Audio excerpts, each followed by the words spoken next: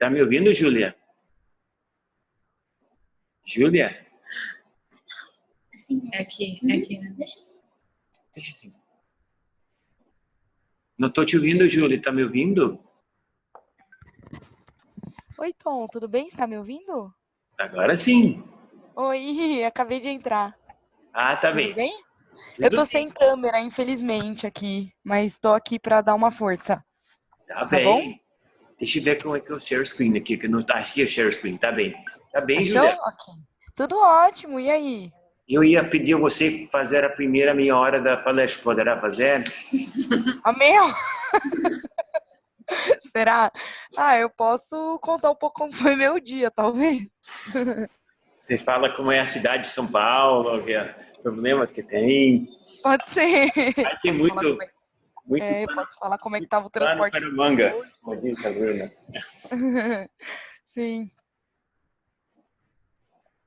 Julho, hoje temos uma palestrante convidado, Ai, a Bruna me contou. Pedro Martins. Ele Ai, que vai, bacana, sim. em dado momento, ele vai entrar. Legal, beleza. Você quer? Vamos montar um pouquinho, só um pouquinho, já.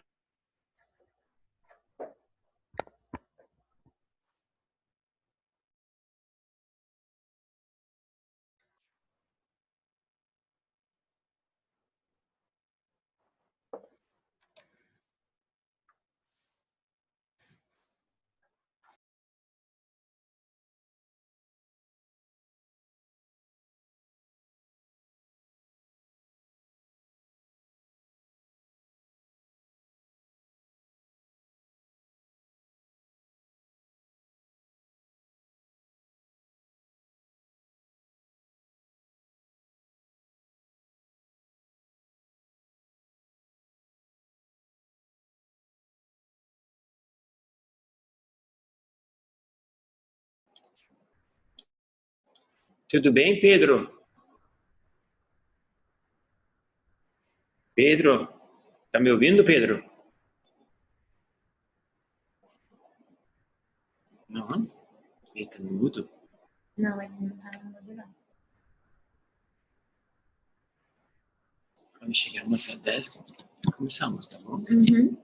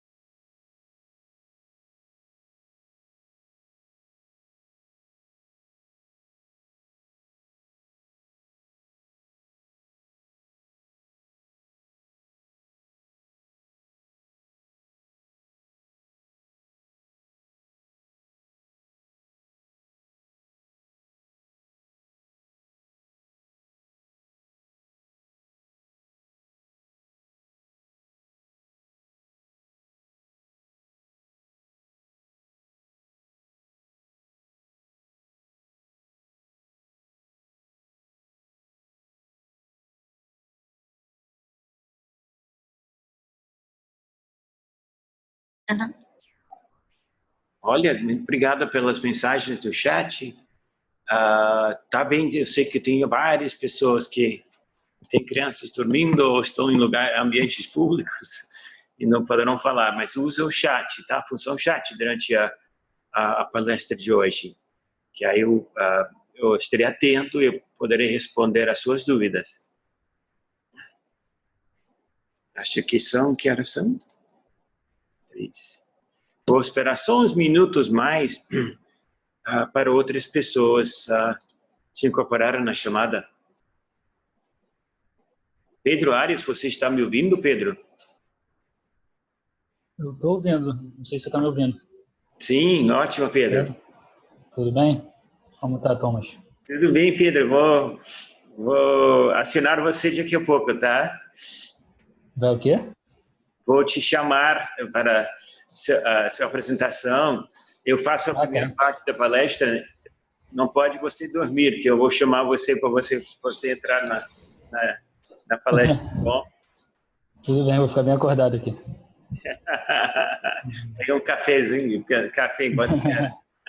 Não, a sua hora é muito boa, não precisa de café, não. Só esperar 2 minutinhos a mais. We have 7 people.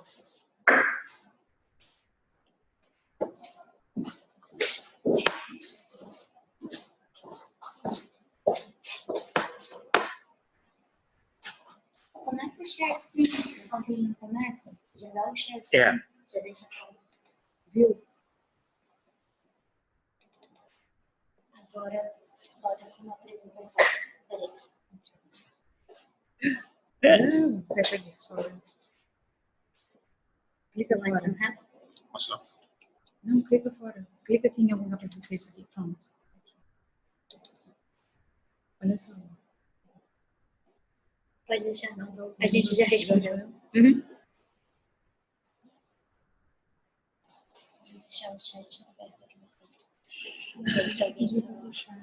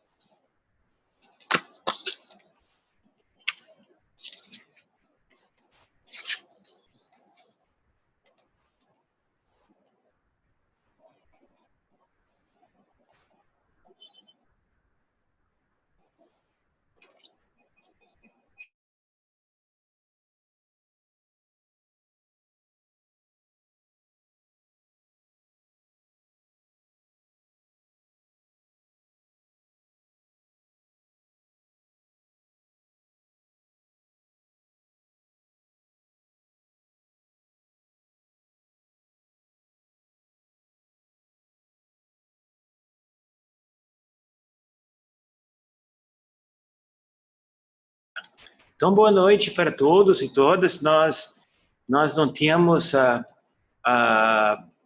o elenco todo ainda ligado, mas eu acho bom para que os que já chegaram, para ir começando a nossa segunda sessão. Dou as boas-vindas de novo a todos. Ontem conversamos sobre os princípios básicos da competitividade na teoria econômica, com aplicações às cidades. Falamos de cidades competitivas e falamos ainda mais que as cidades competitivas são, por definição, elas são cidades inovadoras e eles são cidades inteligentes, tendem a ser. Então, a aula de hoje entra mais a fundo nessa dupla temática da inovação, o que é inovação, como são os sistemas, os chamados ecossistemas de inovação, e segundo, entra no conceito de Smart Cities. Qual a diferença entre os dois eixos? A inovação é um termo mais amplo, é um processo de melhora, processo de sincronização de investimentos públicos e privados que acabam criando novas formas de crescimento numa cidade e novas fontes de crescimento e novas formas de emprego.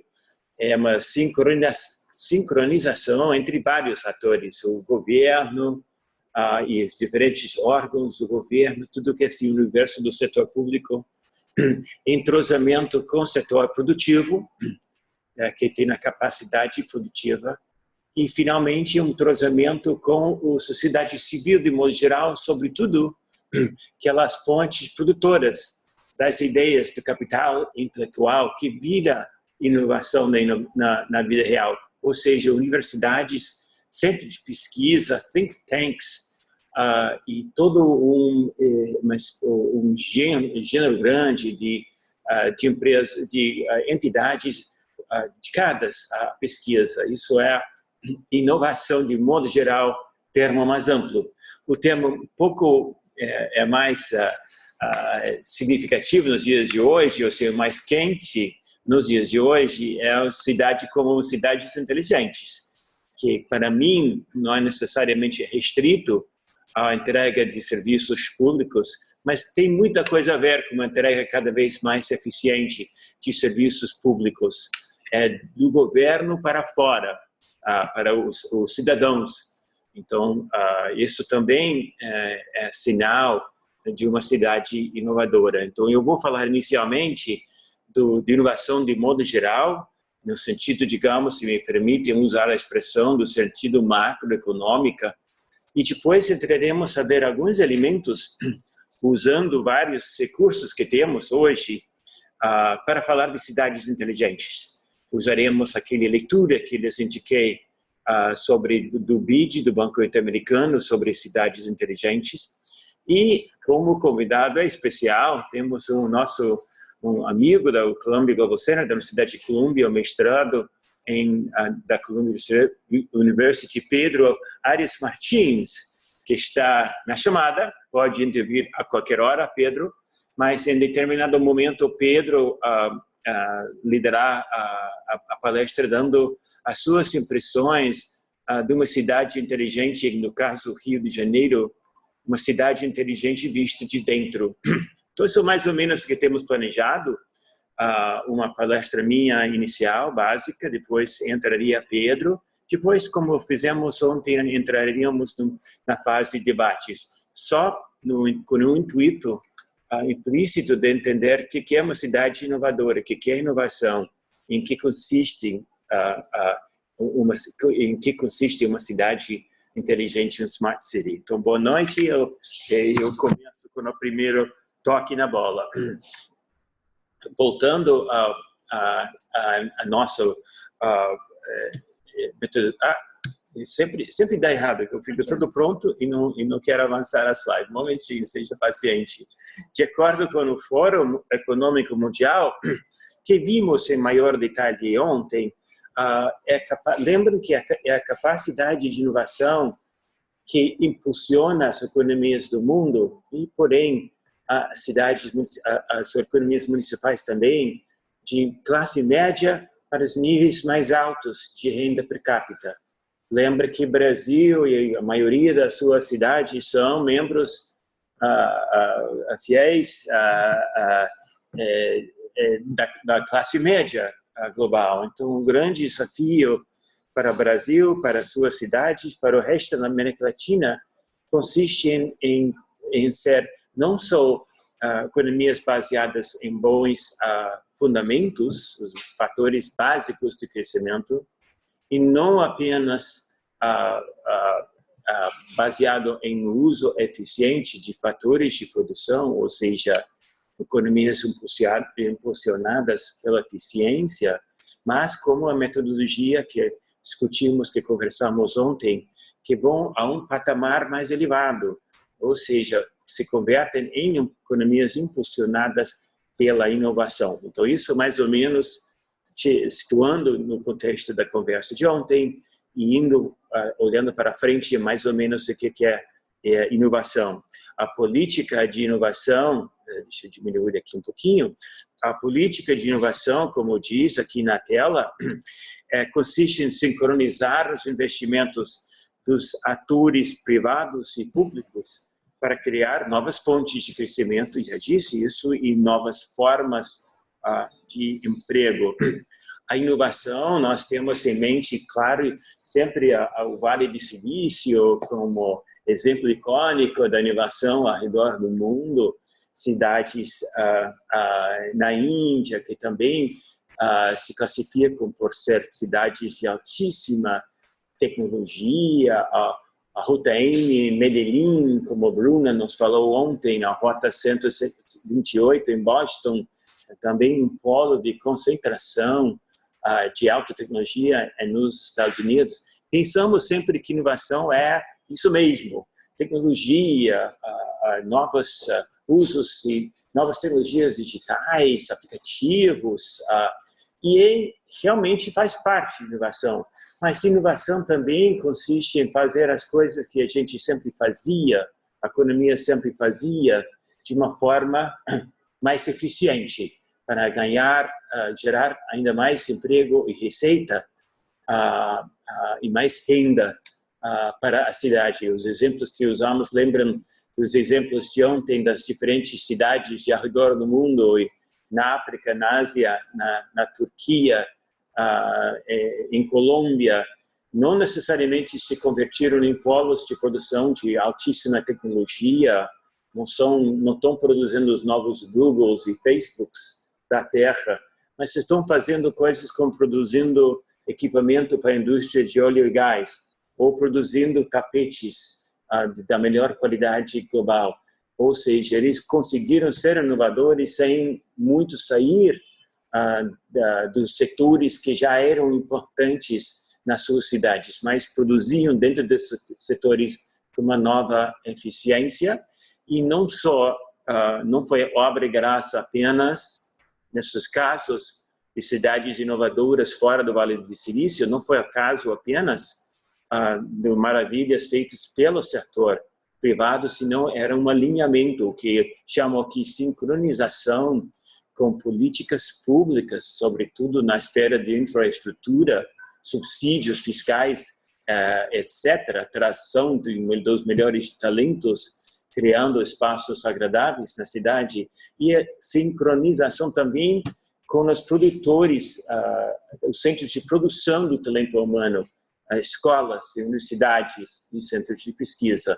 Então, isso mais ou menos o que parece fácil afirmá-lo, mas isso é o processo de inovação que leva as economias de um patamar, mesmo um patamar comum brasileiro confortável, para um patamar mais desejável, ou seja, uma economia brasileira, nacional, estadual, municipal, impulsionada pela inovação.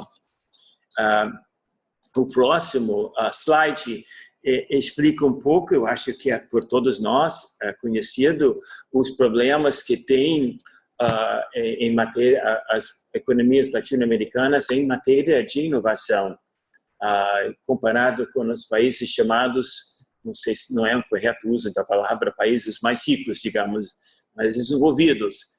As características, o que facilita a inovação na Suécia, nos Estados Unidos, no Japão, na Austrália, é que essas economias já têm altos níveis de pesquisa e desenvolvimento, P&D. Eles têm grandes universidades de ponta, vinculadas a atividades econômicas, produzindo conhecimento que pode ser aplicado na produção. Esses países também têm clusters de inovação, muitas empresas em áreas vinculadas, produzindo lado a lado, e os chamados arranjos produtivos locais, eles são avançados na criação de tais clusters, e esses clusters muito têm a ver com a produtividade, a fertilidade inovadora do setor empresarial. E como resultado das suas vantagens naturais, as economias mais ricas, eles estão num processo de constante criação de novos negócios com base em ciência e tecnologia. Talvez um de vocês lembre melhor do que eu, que eu estou chegando a um estágio que esqueço quase tudo, mas eu ouvi uma expressão que acredito ser verdadeira, que a maioria dos empregos do século XXI ainda não foram criados, ainda não existem. Esse mundo de carros sem motorista, o driverless cars, esse mundo da inteligência artificial, que é tudo de moda falar em inteligência artificial, acabam criando uma nova economia digital. Então, essa economia digital vai surgindo primeiro nos países, obviamente, mais ricos. Então, eles têm certas vantagens, mas os latino-americanos, o Brasil, não são condenados ao atraso também, mas começam a carreira tecnológica, a carreira de inovação com certas e óbvias desvantagens. nós temos, e Rio de Janeiro é um caso especial, economias baseadas em recursos naturais, tem nada mal em certas épocas, mas recursos naturais, exploração de recursos naturais, de modo geral, não requer de uma grande sofisticação em termos de tecnologia, não cria muitas empresas concorrentes, que é também um estímulo para criatividade e inovação.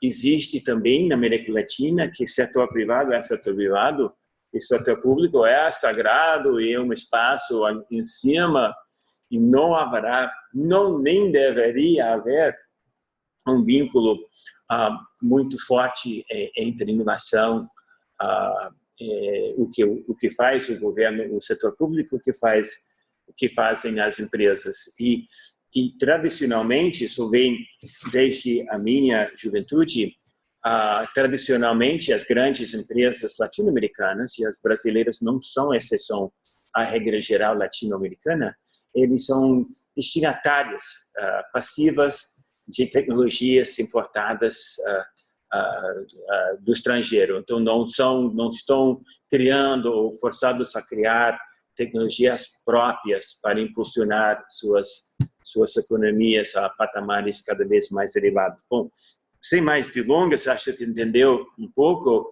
inovação. Essa gráfica um pouquinho complexa, essa tabela um pouquinho complexa, mostra o que já sabíamos, mais ou menos, de uma forma que dá a impressão de maior exatidão estatística, que é o Global Innovation Index, também produzido aqui pelo World Economic Forum, que mostra que nossa posição no Brasil, de modo geral, é nessa pontuação.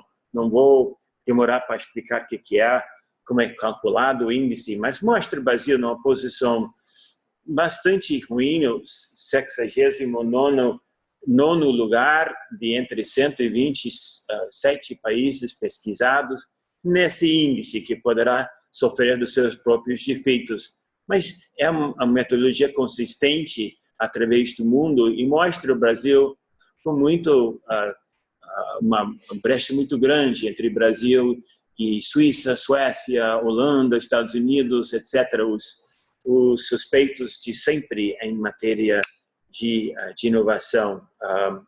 Então, a posição do país, dos outros países latino-americanos, aqui temos Peru e Uruguai, todos mais ou menos parecidos, não sei se não há uma doença brasileira nisso tudo, é uma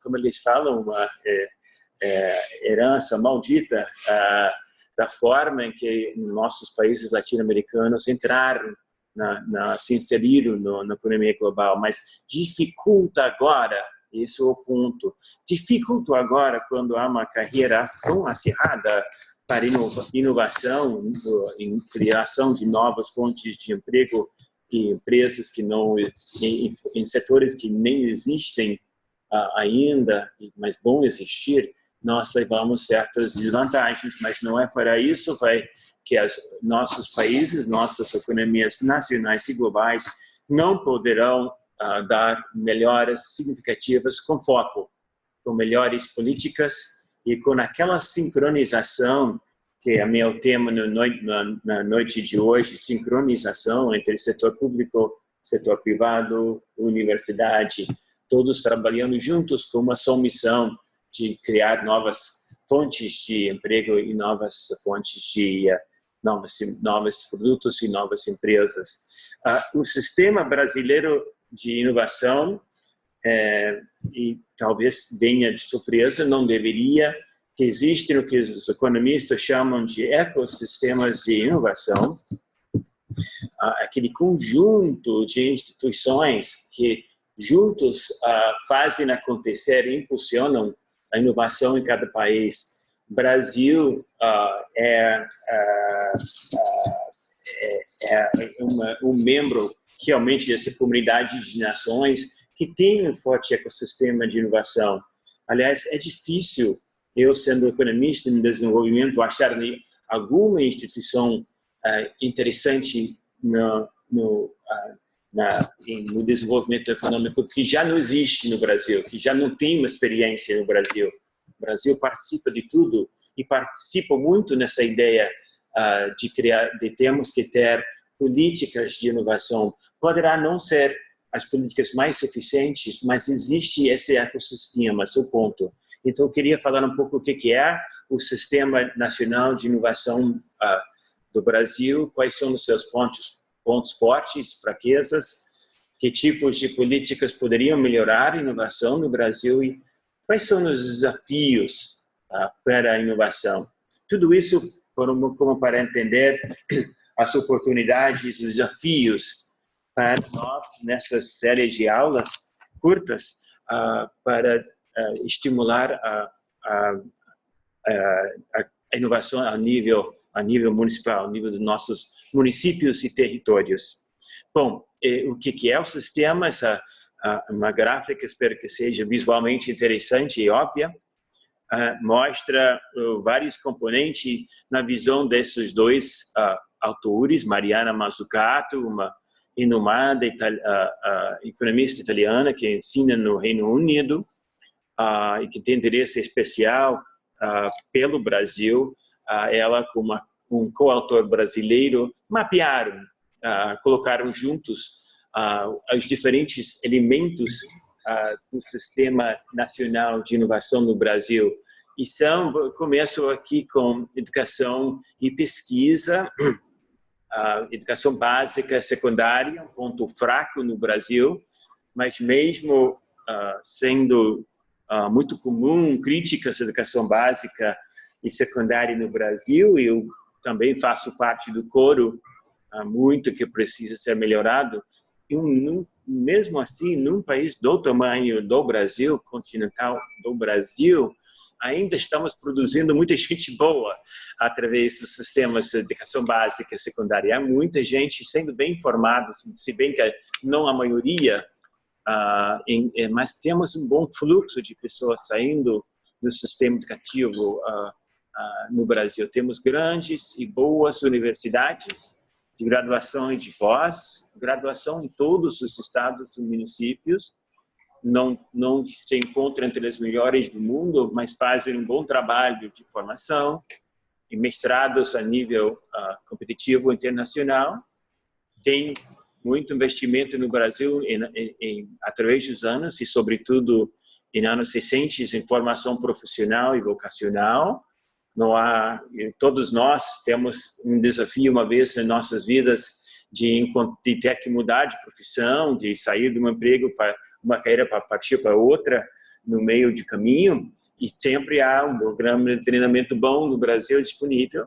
E há também instituições públicas de pesquisa no Brasil. Você pensa no Instituto Nacional de Câncer no Brasil, no IPEA, um braço do Ministério de Planejamento no Brasil, na Fiocruz, aqui também, outro exemplo, Instituto Butantan, muitos exemplos, todos vocês nas suas diferentes cidades poderão citar bons exemplos de instituições públicas de pesquisa. Ou seja, o sistema brasileiro valoriza a pesquisa, valoriza a inovação, reconhece o papel da pesquisa.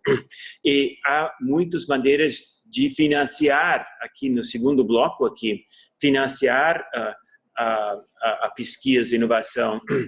A imensa maioria do financiamento vem através de entidades públicas. A BNDES é o próprio, talvez o melhor exemplo de financiar empresas inovadoras, empresas que estão na ponta tecnológica, tentando criar no Brasil mais empresas de ponta nas áreas de mais alta tecnologia. A FINEP, que aqui no Brasil, financiador dos projetos, chama-se o Banco Brasileiro de Inovação, CAPES, CNPq, as diferentes fundações de amparo e pesquisa nos estados do Brasil, sobretudo o icônico FAPESP, no estado de São Paulo, Embrapa, que falarei brevemente, e também como fonte de financiamento, e também bancos comerciais de menor grau, bancos comerciais, capital de risco, venture capital, mercados de capital, tentando preencher uma brecha, um gap no financiamento de startups inovadores. Então, tudo isso são os 2 primeiros blocos do Sistema Nacional de Inovação. E os outros blocos, se você tem interesse em ser mais breve, é claro que é óbvio a produção e inovação, as corporações privadas, startups, as grandes empresas do Estado, associações industriais e comerciais. Eu estou lhes falando dentro do prédio da Associação Comercial do Rio de Janeiro. A 2 quadras daqui está a Federação de Indústria do Estado do Rio de Janeiro, etc. e tal. Temos uma grande concentração de empresas privadas capazes de absorverem tecnologia vindo do centro de pesquisa financiado pelo governo e levando ao mercado produtos novos. E, finalmente, o papel do governo nisso tudo. Então, o que é a regulação e políticas de inovação, tentando, de alguma forma, coordenar esses diferentes blocos através de políticas de tecnologia tanto explícitas quanto implícitas, fornecendo infraestrutura de tecnologia, de telecomunicações, ministérios, cada um na sua esfera de atuação, promovendo tecnologias, agências de TI, propriedade intelectual, reguladoras, proporcionando subsídios fiscais à inovação. Então, tudo isso funciona, de uma certa forma, como um grande sistema. Tem um sistema invejável de inovação no Brasil, ou seja, nós não estamos no Brasil começando do nada, temos assim um bom sistema que poderia ser melhor, maior, mais eficiente, tudo isso, mas que existe uma boa base, existe. E tem muitos pontos fortes, ainda estou usando os 2 atores anteriormente citados, Mazzucato e Pena, que dá ao Brasil certas vantagens na corrida para a inovação. Temos uma boa, como foi já falado, uma boa infraestrutura em ciência e educação, muito apoio público para a ciência e tecnologia, um mercado interno forte, muita gente, e um bom espírito empreendedor. As palavras mais frequentemente citadas com respeito aos pontos fortes do sistema brasileiro de inovação são essas: a academia, a pesquisa, a educação, cérebro, etc. Então, temos muitos pontos fortes e muitos logros, muitas façanhas. A aeronáutica no Brasil é um caso icônico, a criação de Embraer, que foi nada mais nem nada menos e continua sendo uma coordenação entre ITA, a grande escola, Instituto de Tecnologia da Aeronáutica em São José dos Campos, junto com uma empresa Embraer, quase anexo à faculdade, e com muito apoio do governo federal. Ou seja, 3 setores colaborando para criar o que segue sendo talvez a empresa mais inovadora do Brasil, que é a Embraer.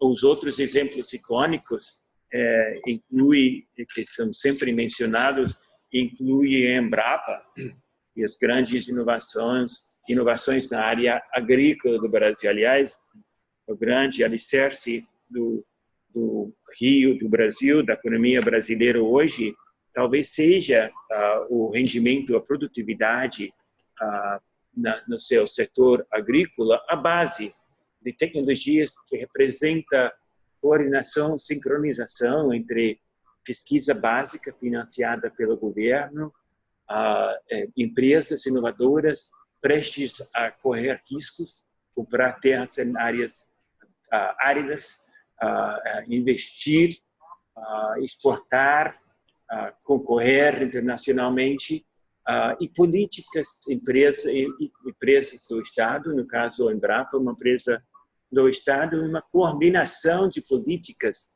que poderia talvez ser melhor ter sido de uma maneira melhor, mas que na realidade funcionou bastante bem para o Brasil, continua funcionando bastante bem. Então, exemplos existem no Brasil de grandes sucessos. Há também fracassos, indústrias que houve tentativas de criar. Pensamos nos computadores, no desktop dos anos 80, reserva do mercado, carros no Brasil protegidos da concorrência internacional.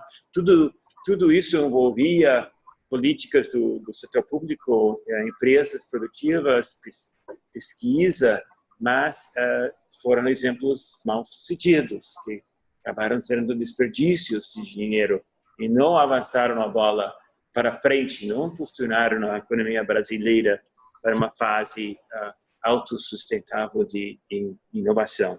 Então, isso são exemplos positivos. Isso aqui, repetindo um pouco, aqui é famoso Instituto Oswaldo, a Fundação Instituto Oswaldo Cruz, no Rio de Janeiro, centro de pesquisa. Não se tem nenhum exemplo de medicina, de remédios, de doenças, ataques contra doenças tropicais, poderia ter citado. Mas o Brasil tem muitas vantagens. Isso não são nada, eu sei segredos, como os autores Mazzucato dizem aqui, não são segredos para muitos de nós. Não são motivos de complacência também.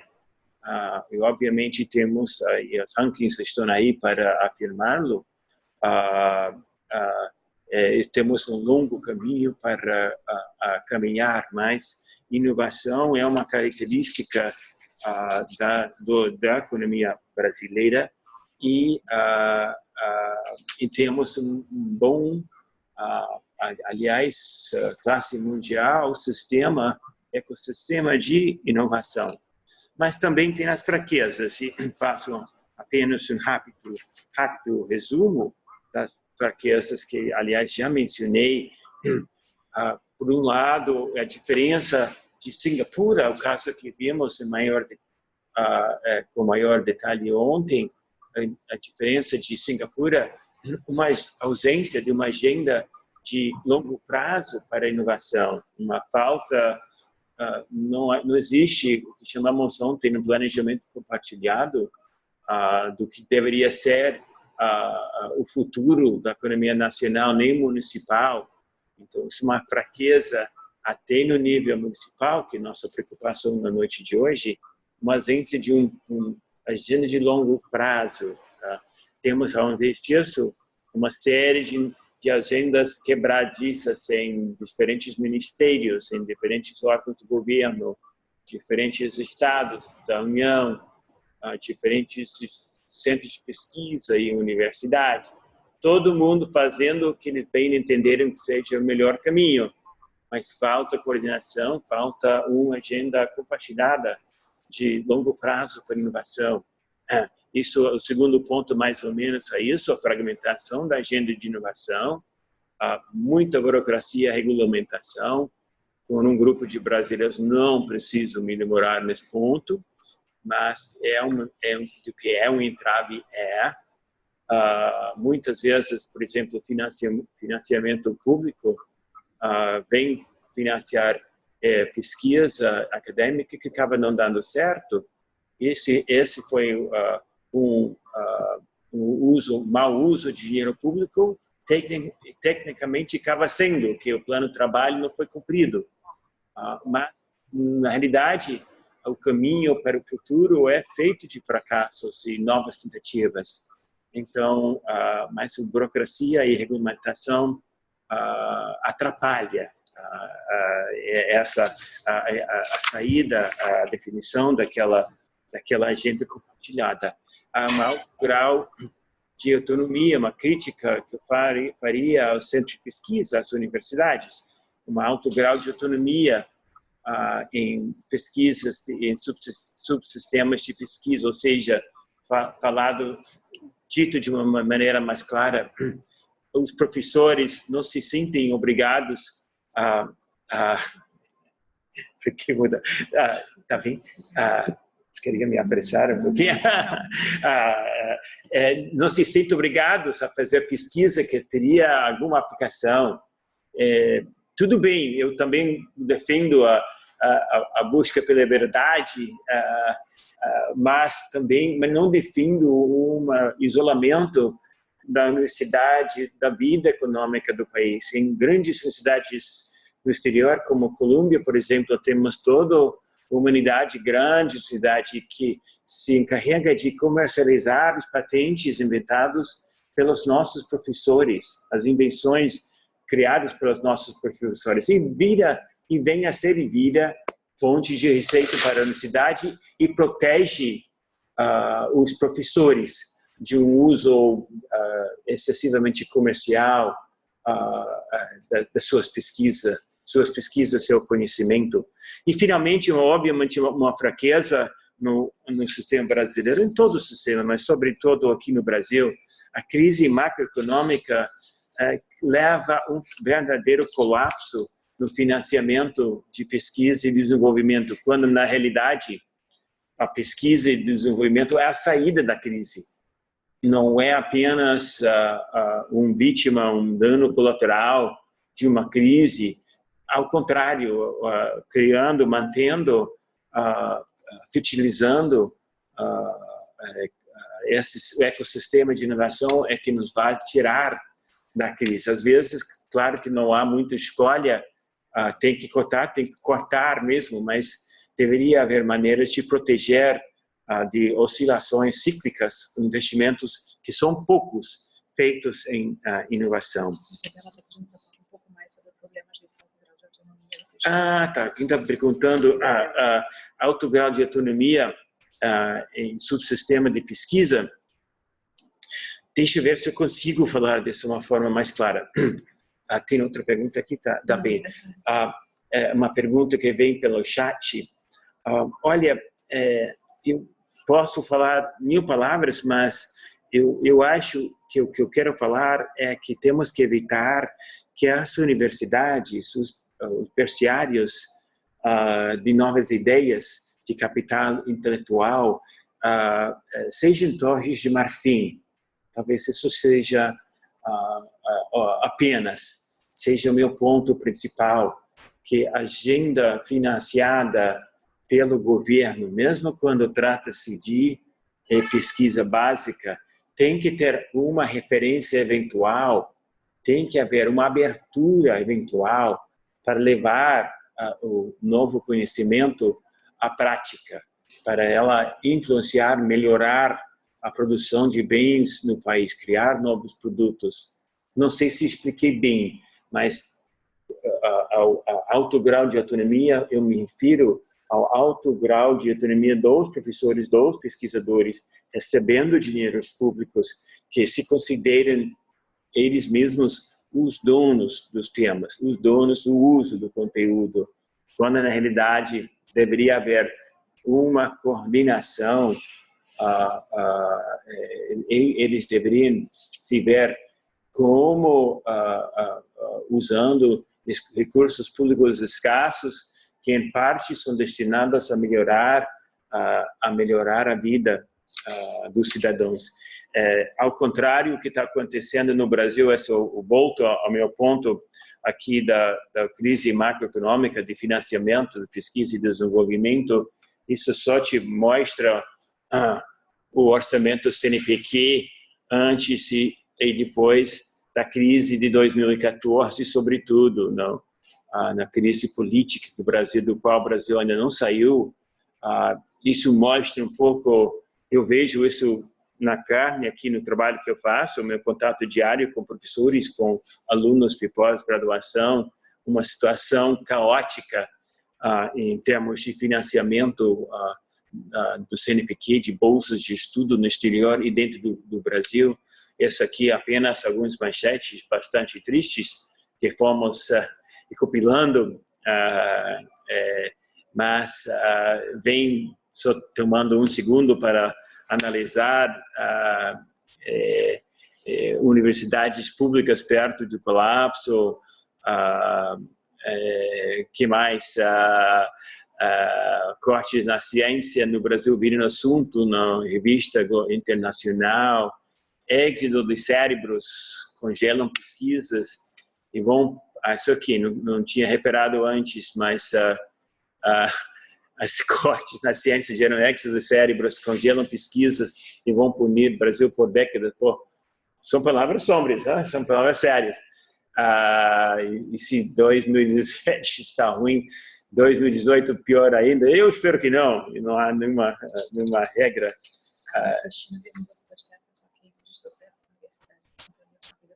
Tem, e eu vou fazer chegar. A Ana Cristina está perguntando. Fala, Malu, fala você. A Ana Cristina está perguntando se podemos ter acesso a cases de sucesso de universidades em sintonia com a vida econômica da cidade. Boas práticas para nos inspirar que o ganho da pesquisa é compartilhado entre todos os atores. O que ela viu em Singapura foi interessante, mas gostaria de saber sobre outras experiências. Tá bem, faremos chegar, Ana Cristina. É um assunto que eu preciso também ser mais específico. Muito obrigado, Ana Cristina, para chegar a você. Alguns exemplos. Mas pensa, Ana Cristina, só para eu ir ganhando tempo na resposta mais completa, pensa no papel da Stanford, na cidade de Stanford, no Vale do Silício. Google existiria, Apple existiria, Facebook existiria, todas essas grandes empresas existiriam sem um entrosamento muito íntimo com Stanford. MIT, no caso de Boston. Isso eu estou te mostrando via exemplos, via resultados. Mas isso é o que eu tenho em mente como o papel das universidades. Não, eu só queria saber, porque quando eu estava em Singapura, eu vi que eles tinham modelos de contratos em que assinavam o poder público, a empresa e a própria universidade. Quando eles conseguiam o registro do IP, de certa forma, todos eram beneficiados com isso. A empresa, porque, quer dizer, a universidade conseguia um retorno para continuar investindo em pesquisa. A empresa que participou, ela ia ganhar com a produção em escala dessa descoberta, e o poder público, que entrou no processo um pouco para testar essa experiência, ele abriu espaço da cidade para testar, ele também teve um ganho porque estava atrelado ao planejamento de longo prazo, que está atraindo novas empresas para ali se instalarem. Só que eu nunca consegui acessar exatamente o modelo desse contrato, porque eu não conheço nada aqui no Brasil nessa linha. Obrigado, Ana Cristina. O caso de Singapura realmente talvez seja uma referência. A ver se te entendi bem, você está falando do tipo de contrato, não é? Assinado entre quem? Todas as partes. Entre o poder público, a universidade e o setor produtivo. Temos que ver. Estão me desafiando. Temos que ver, mas a pergunta-chave, ela te dou talvez um outro exemplo dos Estados Unidos, conheço um pouquinho melhor, que é o chamado, Ana Cristina, National Institute of Health, o NIH nos Estados Unidos, talvez seja não tão bem conhecido aqui no Brasil, mas ela é a principal fonte de financiamento na área de saúde, ciências biológicas, medicina, e ela é de um alcance mundial. E esses resultados, Ana Cristina, talvez sejam uma pequena luz para a sua pergunta. Todos os resultados das pesquisas, eles são de propriedade pública, são publicadas. Claro que os professores têm direito a publicar nas revistas especializadas da sua profissão, mas os resultados também são ampliamente disponibilizados para o resto do mundo, para a indústria, por exemplo, absorver os avanços. Então, funciona, não sei se é o contrato, Ana Cristina, que chamaria atenção, embora esse é um relacionamento contratual, ou um sistema de inovação que naturalmente tende a criar um diálogo entre setor produtivo, setor público financiador de pesquisa e pesquisadores, para só focar em 3 atores, um sistema dinâmico que funciona, claro que funciona à base de contratos jurídicos, mas ela atua um pouco naturalmente nas sociedades, universidades, digo, cidades, estados mais inovadores. Não há que exigir tanto, porque é visto como uma troca de interesse. O pesquisador precisa de financiamento, o governo quer estimular empregos e aumentar a renda do país, as empresas querem ganhar dinheiro. No meio há margem para abusos, mas no meio a virtude está. E encontrar esse ponto de equilíbrio onde cada lado corre riscos, não só tira vantagem, é um sistema robusto de inovação. Tem uma outra pergunta, acho que é bem da Isabela, não é? A Isabela deu um exemplo de contrato. Entre a Vale, a Prefeitura de Itabira e a Unifei para fomento de pesquisa e abastecimento dos laboratórios da universidade. É um caso brasileiro que talvez se aproximasse, mas é bem recente. Bem recente. E a Rogestiane fez essa pergunta. O Sistema Nacional de Inovação Brasileiro apresentado realmente parece uma base robusta para a inovação. Entretanto, a posição do Brasil no ranking é muito baixa. Poderia tornar uma mudança significativa, fora as fraquezas já apresentadas. A falta de visão estratégica dos governantes, porque, como você apresentou, a inovação é motor propulsor para a saída da crise. Pois é, concordo com você, Rogestiane. Eu acho que, eu não gosto de chamar atenção para indivíduos. Não gosto, e não é a verdade. Mas ter uma certa liderança e visão que vem de cima. Tem que ser importante esse entrosamento entre os atores, tem que ser importante para as lideranças. O meu ponto de ontem foi um pouco nesse sentido, de que, lembra que eu falei daquele planejamento econômico compartilhado, parte de instituições fortes, e parte da instituição forte é a figura do prefeito, da prefeita. A sua colocação não requer de uma resposta, requer de uma resposta muito mais robusta, claro, mas um elemento da resposta tem a ver que isso tem que ser visto, inovação tem que ser vista como importante para o país, para o Estado, para a cidade, e não apenas, Rogestiane, sonhos do prefeito que quer criar um novo Vale do Silício na Ilha do Governador ou em Bauru, ou só do nada não surge nada, entendeu? Tem que ser uma visão realista, mas tem que ter uma visão de inovação, de comunicação entre os diferentes atores. Deixa eu me interromper a mim mesmo, porque eu queria correr um pouquinho mais. Eu acho que conversamos bastante sobre inovação, sem querer cortar o debate. Eu só queria pelo menos passar para, não é, que está chegando a hora de passar para a segunda parte da palestra. Eu estou me demorando. Só termino um pouco essa primeira parte. Quer voltar? Pode voltar. Com essas conclusões, aqui em resumo, crise, governo, inovação. A inovação tem que ser colocada no centro da política de crescimento econômico e não apenas como um luxo em tempos de vacas gordas. Você pode já diminuir aqui, que eu vejo o último ponto aqui. E os investimentos públicos em pesquisa, desenvolvimento e inovação melhoram na produtividade, criando empregos bem remunerados e com maior efeito de multiplicação do que outras despesas do governo. O que é um efeito de multiplicação? Que ao invés de uma despesa, digamos, do governo pagando folha, R$1 pago em folha, R$1 pago em pesquisa, em desenvolvimento, se for bem planejada, claro, ela tem um efeito maior sobre a renda da cidade, do território, do que $1 paga para um funcionário. O efeito multiplicador de renda, como dizem os economistas, é maior em pesquisa e desenvolvimento. Eu falei que ia correr, mas deixa eu dar uma pequena pausa para ouvir de vocês, antes de passar para a segunda pauta e item da pauta de hoje, que são Smart Cities. Vamos ouvir mais algum comentário sobre esse negócio de sistemas de inovação?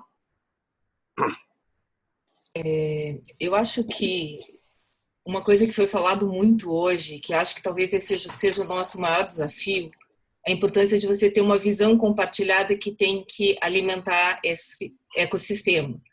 Mas um princípio básico para ele funcionar bem é da confiança. E a gente não tem como ignorar que a gente está vivendo uma crise de desconfiança perante o setor público no Brasil. Quer dizer, superar toda essa desconfiança, porque o setor público ele vem de um desgaste muito grande, da importância de uma liderança que estão todas em descrédito, porque isso acontece. Quer dizer, esse do desafio de conseguir criar um ambiente de confiança novamente para você conseguir avançar, eu vejo hoje como talvez o nosso maior desafio. Por exemplo, O que está imperando é a desconfiança entre as universidades, quer dizer, uma competição entre as universidades que você tem que juntar, quer dizer, atrelar com o setor público, com o setor produtivo que fica meio desconfiado na hora de fazer algumas parcerias com o setor público, se ela vai prosperar ou não. Enfim, esse era o comentário. Concordo plenamente com você, Ana, e lembra um pouco o ponto levantado ontem, que a quebra de continuidade de um mandato para outro mandato. Agora, se o presidente Temer fosse falar hoje que o Brasil vai partir em massa para investimentos numa área agropecuária ou em robótica, ele quer uma união de forças e uma coordenação que não existia mais em torno dessa missão. Acho que você está repleta de razão. Quem vai acreditar que essa missão a continuidade de vida vai ser dada depois de 2018? Ninguém. Então, governos, e concordo muito com você, talvez espero que seja um problema de curto prazo, que 2018 seja um divisor de águas no Brasil. Todos nós esperamos isso, não é nenhuma coisa nova que estou falando, mas como uma parte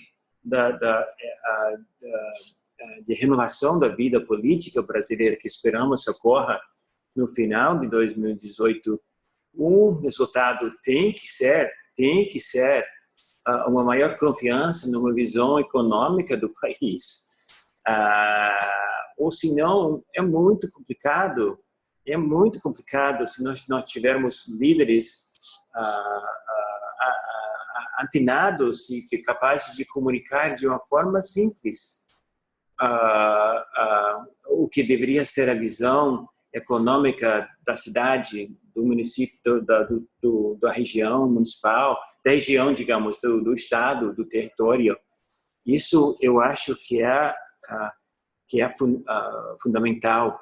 Por exemplo, eu fico pensando, se nós, hoje no Brasil, há debate em torno daquele isolamento, alto grau de autonomia das universidades, se alguém, um político menos hábil, fosse vir falar de que nós temos que ter as universidades mais em sintonia com o setor produtivo, isso ia ser massacrado nos manchetes do país no dia seguinte, que privatizando as universidades, violando os espaços sagrados da busca pura de conhecimento, vendendo nossos cérebros para os donos das empresas, entendeu? Mesmo que seja um motivo bom, mesmo que seja uma política boa, essa de maior sintonia, sincronização, seria sem confiança, eu diria confiança na palavra dos líderes, a credibilidade, melhor dito, dos líderes, realmente é muito difícil. Não digo impossível, mas realmente é muito difícil. Então, tá bem. Muito obrigado pelos comentários. Agora passo para o segundo item, que eu vou preparar o caminho para a nossa palestrista, Pedro Arias Martins, entrar em cena proximamente. Mas, Pedro, se me permite, eu dou alguns exemplos apenas da nossa leitura. Pedro, você está começar sua parte da palestra sabendo que já limos, me preparando para essa sessão de hoje à noite, que fazem os Smart Cities. Isso é inovação. Primeiro, é um tema mais das cidades, que é o nosso tema eixo, nosso tema principal. Voltando ao sistema de cidades, que ocorre na cidade, e ligando com inovação, escolhi o exemplo de Smart Cities, de cidades inteligentes, economias digitais, nova economia, que fazem as cidades inovadoras. Eles aproveitam tecnologias para um monte de coisas, conseguiram um monte de resultados bons, entre os quais criar uma cidade mais atrativa, criar espaços mais seguros, gerar empregos e soluções criativas e que estimulam um ponto que a Ana Cristina levantou diretamente agora, a participação dos cidadãos.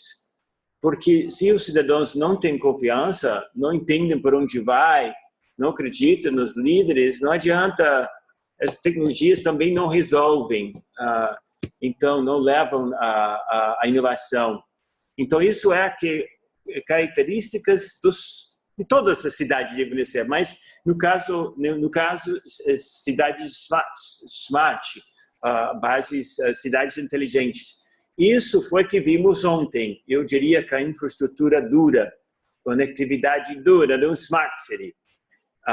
Muitas coisas para nós são esses conceitos de infraestrutura de conectividade, a rede de internet, um problema sério no Brasil, fora da zona sul do Rio, fora de certos bairros nobres de São Paulo e principais capitais, redes de internet de banda larga para receber e enviar dados, sensores e dispositivos que captam sinais e que transmitem informação, o chamado Internet of Things. Não sei se existe uma expressão em português ainda para essa comunicação desses bichinhos, sensores e dispositivos espalhados pela superfície urbana, centros integrados de operação e controle. Pedro falará proximamente sobre um dos principais do Brasil, que é o COR do Rio de Janeiro, que recebe essa informação, processam essa informação, usam avanços que eram inimagináveis há 5 ou 6 anos atrás. Estamos falando de coisas novas e tecnologias capazes de interpretar grandes volumes de dados rapidamente. O uso, o que chama-se ciência dos dados e mais comumente conhecido como Big Data. Isso é o centro, o coração disso tudo é o centros de operação e de controle. E finalmente, e não menos importante, não é um circuito fechado, a interface de comunicação com o público e com as empresas. São dados abertos, governo eletrônico, gestão compartilhada, gestão participativa, transparências, coisas boas, admiráveis, mas são difíceis às vezes de serem alcançadas. Então, esse é o exemplo das bases de uma smart city. Aqui vem alguns usos de tecnologias digitais nas cidades. Talvez cada um de nós temos, com todos nós, quem não usa Easy Taxi ou 99 ou Uber, é uma coisa de uso cotidiano, mas também pontos de táxi, de ônibus inteligentes que informam a chegada e saída dos veículos, estacionamento, fluxos de cidadãos em grandes eventos esportivos ou tráfico, risco climático, previsão de tempo, usando a mais alta tecnologia, iluminação pública para poupar energia e 1000 outros usos que vocês poderiam citar. Talvez eu chame a atenção apenas à segurança pública, que uma tecnologia um pouquinho atrasada nas grandes cidades do Brasil, mas talvez seja um pouco nosso futuro, saber onde estão correndo a criminalidade antes de que ela ocorra. onde deveriam ser concentradas forças policiais contra os criminosos, como prevenir criminalidade em primeiro lugar, não apenas reprimir, senão prevenir, usando tecnologia. Tem vários experimentos interessantes em todas as cidades do Brasil. Aqui alguns exemplos, apenas exemplos aqui de smart cities ao redor do mundo. Em Singapura, que deveria ser a cidade mais inteligente, acredito, do mundo, apenas captei da nossa leitura de hoje o exemplo como Singapura, que não tem fontes de água potável, como ela monitora através de tecnologias digitais a utilização de água e como ela aciona plantas tecnológicas avançadas em dessalinização para abastecer de água essa cidade. Nova York converteu-se, um exemplo de que tudo pode, não é? Converteu-se em um sistema através de 1000 usos digitais de uma cidade inteligente, um sistema Comstat, também para a segurança pública, um experimento que todos deveriam conhecer, nesse negócio de prevenir a criminalidade através do uso de Big Data e sensores, dispositivos móveis. E os resultados estão aí para todos observar. Uma cidade cheia de crime nos anos 70, 80, uma cidade agora, claro, não sem risco, porém, uma cidade segura, agradável e prazerosa para os que visitam. E o Central 311, aquela interface de comunicação que veremos mais adiante num caso específico do Brasil. Bogotá, que vocês veem, já me conhecem um pouco, mas sempre recorro aos mesmos exemplos, cidades que admiro. Bogotá, no seu sistema integrado de transporte público coletivo, também um ótimo exemplo de uso criativo, produtivo de tecnologias digitais. Bom, com isso, sem mais de mim, queria agora apresentar-lhes, muitos de vocês moram na cidade do Rio, então tudo isso é conhecido. Para os que não moram aqui, o CORE, o Centro Integrado de Integração e Controle, coleta dados por 1000 câmeras ou mais espalhadas pela cidade, acho que são mais. Funciona, não para de funcionar, tem pelo menos 500 funcionários trazidos de mais de 30 departamentos municipais. Então, ela monitora transportes, uso de energia, nem sei o que mais faz, mas felizmente eu tenho uma especialista em linha agora que vai entrar. Pedro, isso é o sinal para você. Você entrar, Pedro Ares Martins, de Columbia, um aluno de Columbia University, um mestrado em gestão pública por Columbia, que tem muita experiência em todas essas áreas de um Smart City, usando o caso do Rio de Janeiro. Pedro, agora vem na parte que mais me cria estresse, é que eu vou parar de mostrar a minha tela e você vai entrar as áreas a sua, tá bom? Tá bom, Thomas. Eu vou tentar compartilhar minha tela aqui, vamos ver se funciona. Eu vou parar de compartilhar e Pedro entra. Estamos vendo você que já é um bom início. Estão vendo minha tela agora? Estamos. Sim. Agora tem que só aumentar para... Sim. Tá bom. Ótimo. Boa noite a todos. Primeiro, queria agradecer ao Thomas pela oportunidade de estar falando com pessoas interessadas no serviço público. É sempre muito bom. Esses temas de Smart City, inovação, são temas muito atuais e que têm que ser discutidos porque não são conceitos que não estão muito bem definidos ainda. Então, eu vou trazer um pouquinho aqui do caso do Rio de Janeiro, mas só fazendo uma ponte com o que o Thomas vinha falando, tanto quanto sobre inovação quanto sobre as Smart Cities. É inegável que existe uma grande pressão social, política e econômica para uma modernização do serviço público. E o governo local é o que tem mais capacidade e responsabilidade de influenciar diretamente a vida das pessoas, né? Diretamente no dia a dia ali, aquele que provê os serviços públicos que mais influencia na vida dos cidadãos.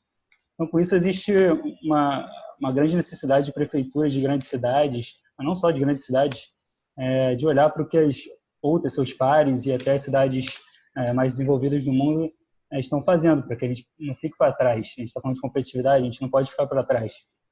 Então, o Rio de Janeiro olhou 2 casos de Nova York, um deles o Thomas até falou, que é o 311, a Central 311 de Nova York, e outro foi uma equipe de análise de dados, de Big Data lá também implementada em Nova York, e a Prefeitura do Rio trouxe, em 2011, um 746, implementou um 746 aqui no Rio, e também depois, em 2013, implementou o Pensa, que estava dentro do Centro de Operações, que o Thomas também já falou um pouquinho. Eu vou apresentar esses dois casos hoje. É inegável que, como o Thomas também já falou, os cidadãos e as cidades, elas geram Big Data, que é um termo também que está muito na moda. E os cidadãos, eles geram isso através de suas manifestações em redes sociais, suas manifestações políticas, no dia a dia, eles andando de um lado para o outro, falando no celular, eles já geram dados o tempo todo. E a cidade em si também, a operação da cidade, com seus gerência de tráfego, a sua infraestrutura também fica gerando muito dado, e por isso é muito importante também instalar sensores, mas não adianta a gente ter tudo isso e não ter a capacidade de coletar e armazenar esses dados para depois analisá-los. Então, os exemplos que eu vou falar aqui hoje, o 746 e o Pensa, são tentativas da Prefeitura do Rio de se aproximar do cidadão nesse sentido. Então, rapidinho, primeiro eu vou falar sobre o 746 e depois sobre o Pensa. 1746, para quem não conhece, esses 4 números, é um número de telefone, e ele mudou a forma de relacionamento da prefeitura com os cidadãos cariocas e com os turistas também. Esse número é o único número que você precisa saber hoje em dia para entrar em contato com a prefeitura do Rio. E isso é inovador porque antes, e a gente ainda vê muitos casos em outras cidades do Brasil, existiam diversos números de telefone para você entrar em contato. E muitas vezes você não conseguia descobrir esse número, você tinha uma grande dificuldade de saber que horas que funcionava cada telefone, às vezes não era atendido. Então, com a implementação do 1746, ficou um canal único de atendimento. E esse canal ele integra alguns, na verdade, essa central integra alguns canais, como o telefônico, o aplicativo para celular e o portal web. Ela tem uma vantagem que funciona 24 horas por dia, 7 dias por semana. Lá a gente tem 170 operadores aptos a atender as ligações e as demandas da população, através de 5 canais. Eu falei 3 já, os outros, na verdade, vou repetir. Teleatendimento, aplicativo móvel, o portal 1746.rio e também o portal Carioca Digital, que é um outro portal digital da Prefeitura do Rio. E a gente também tem atendimento presencial, que foi implementado ano passado, porque ainda tem gente que está excluído tecnologicamente que gosta de fazer o contato ainda presencial. E, através desses canais, as pessoas podem acessar mais de 1.500 tipos de serviços públicos através da Central 1746. Então, basicamente, tudo que você pensar em Prefeitura do Rio, informação ou serviço, crítica, denúncia, elogio, a gente também recebe elogio às vezes, sugestões, isso tudo está através da Central 1746. Então, acho que muita gente conhece já essa propaganda do Posto Ipiranga, que é muito famosa aqui no Brasil. Assim como tudo você vai encontrar lá no Posto Ipiranga, a ideia do 746 é de ser o Posto Ipiranga da Prefeitura. Qualquer coisa que você precise buscar, você vai encontrar lá no 746. Então, pensou em iluminação pública, é um 746. Pensou em remoção de entulho, um 746. Pensou em reclamar de um ônibus, também é um 746. Então, como é que funciona? Primeiro, o cidadão entra em contato com o 746 através de algum daqueles canais e registra sua solicitação ou reclamação. Depois elas são encaminhadas aos diferentes órgãos ou departamentos municipais. Se é um pedido de informação, muitas vezes isso já está mapeado em script e é respondido na própria central. Então não chega a ser enviado para o órgão. E finalmente o cidadão recebe um protocolo e para cada serviço ele recebe um prazo para solicitação ou para uma fiscalização, dependendo do serviço. E finalmente, quando o serviço é concluído, quando tem alguma resposta sobre aquele serviço, ele também recebe um SMS, um e-mail com o status final do pedido dele. Aqui só alguns números ao longo desses anos. Pedro, desculpa, só uma curiosidade. Esse telefone, as pessoas pagam quando eles fazem a chamada ou ele é gratuito? Obrigado pela pergunta. O telefone ele é pago.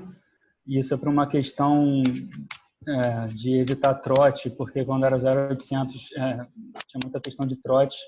Então, foi uma decisão lá atrás de não botar isso como um 0800, porque senão todo mundo pagaria pelo trote de alguns. E não é pouco o número de trote, não. Então, a gente recebeu desde 2011 31 milhões de contatos.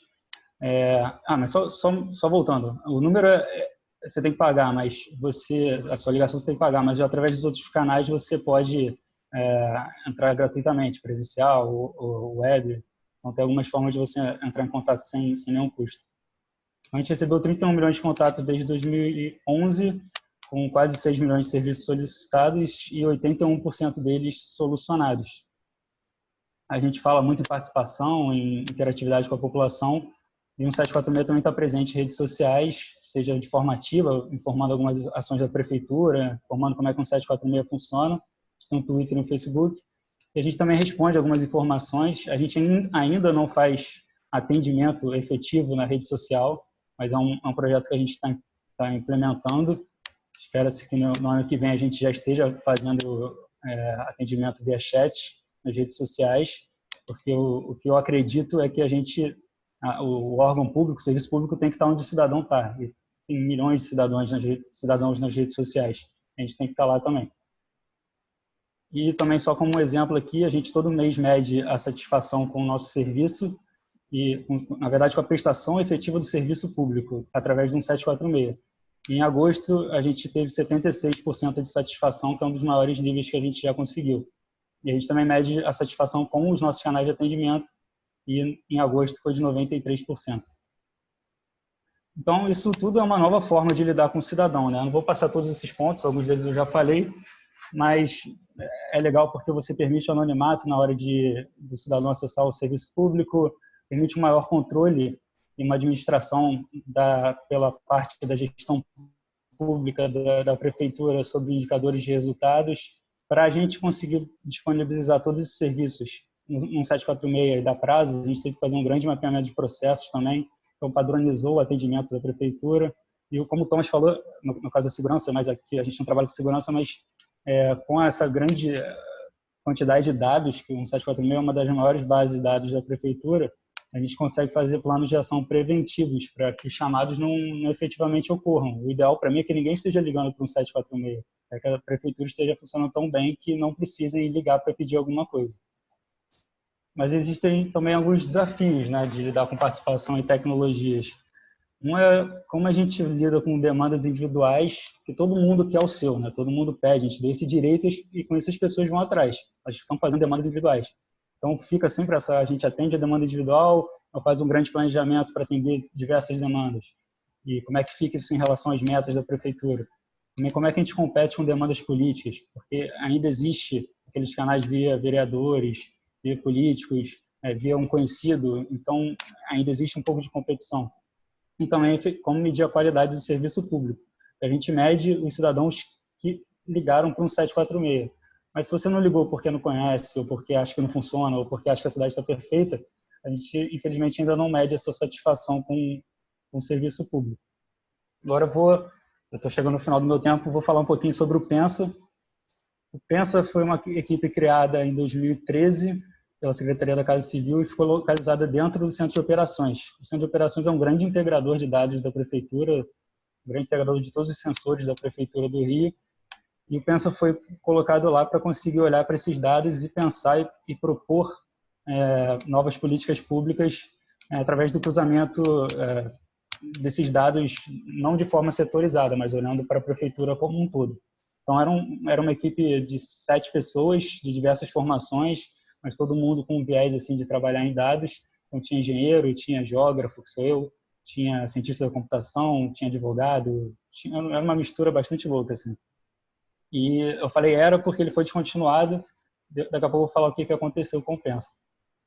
Então, alguns dos temas que a gente trabalhava, transporte, meio ambiente, educação, se vocês quiserem depois eu posso apresentar em outro momento projetos específicos.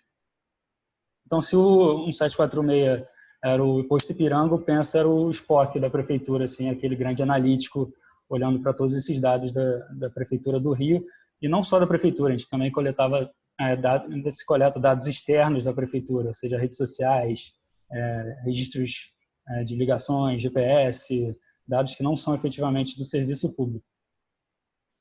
E o Pensa, como eu disse, ele foi descontinuado de 2016 para 2017, mas ele foi absorvido pelo EGP, Escritório de Gerenciamento de Projetos e Metas, e bases de dados que o Pensa possuía foram incorporadas e agora está dando um viés um pouco mais de acompanhamento de indicadores dos grandes projetos da prefeitura, o que também é legal porque vai dar uma ajuda para medir a efetividade das políticas públicas que estão sendo implementadas. Então, alguns dos benefícios de ter uma equipe como o Pensa é que ela é dedicada a trabalhar com análise de proposições. Assim, ela tinha um pouco mais de liberdade para não ficar trabalhando apagando incêndio toda hora, porque a gente sabe que tem equipes de inteligência nos diversos órgãos, mas muitas vezes eles estão focados só no probleminha ou no grande problema daquele órgão. O Pensa, ele pôde olhar de forma transversal para os dados e para os problemas da prefeitura e também conseguiu integração de dados de fontes externas e internas e até mesmo relações não óbvias que dificilmente seriam observadas se não tivesse uma equipe desse tipo. Mas também existem alguns desafios. Um é que é caro você trabalhar com Big Data. Você precisa de infraestrutura de computador, de servidores. E existe essa pergunta, será que realmente no serviço público a gente trabalha com Big Data? Existem grandes problemas que são resolvidos com Small Data. A gente não precisa efetivamente trabalhar com grandes quantidades de dados para resolver algumas das questões mais sensíveis numa cidade como o Rio de Janeiro. Outra questão que a gente se deparava era a gente focava nos dados, para ver se olhando aqueles dados saía alguma coisa, ou a gente focava no problema e depois ia para o dado para ver que dado que ia ajudar a resolver aquele problema. Isso, quando a gente inova, quando a gente cria uma equipe desse tipo, a gente passa também por dificuldades e aprendizado.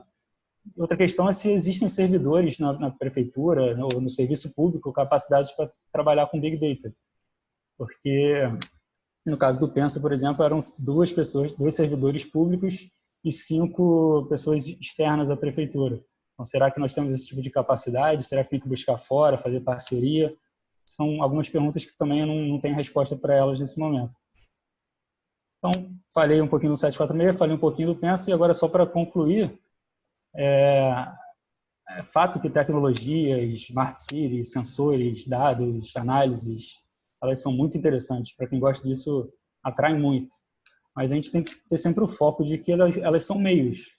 Então, se a gente ficar muito focado em tecnologia, a gente vai esquecer do que realmente importa. O que importa é o cidadão, é entregar um serviço público melhor para o cidadão, trazendo ele para participar junto da prefeitura e, com esses dados todos que ele produz junto da gente, entregar uma cidade melhor para a população.